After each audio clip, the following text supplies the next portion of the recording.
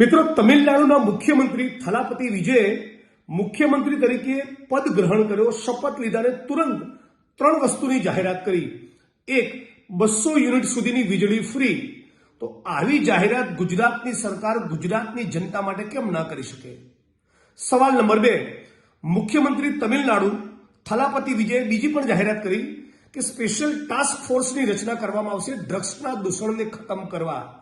આપણા ગુજરાતના દરિયાકાંઠે 72,000 કરોડનું ડ્રગ્સ પકડાયું, અદાણીના પોર્ટ પરથી ડ્રગ્સ પકડાયું, ટોટલ 1.5 લાખ કરોડની આસપાસનું ડ્રગ્સ પકડાયું. છતાં આ ડ્રગ્સનો ઓર્ડર કોણ કરે છે, આનો મુખ્ય સૂત્રધાર અને માફિયા કોણ છે, આની જાણકારી મેળવવા માટે રાજ્યની સરકાર ગુજરાતમાં શું ટાસ્ક ફોર્સની રચના ન કરી શકે?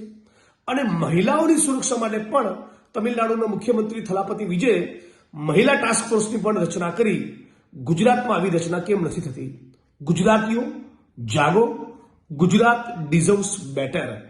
આ ભારતીય જનતા પાર્ટીનો કાટમાળ બહુ માથે લઈને ફર્યા. હવે આમાંથી મુક્ત બનો. આપણે ગુજરાતી તરીકે આપણે વધારે બેટર વસ્તુની લાયકાત ધરાવીએ છીએ, પાત્રતા ધરાવીએ છીએ. ગુજરાતમાં જબરદસ્ત પોટેન્શિયલ છે. એટલે ગુજરાત ડિઝર્વ્સ બેટર આ કેમ્પેનમાં આપ તમામ લોકો જોડાઓ.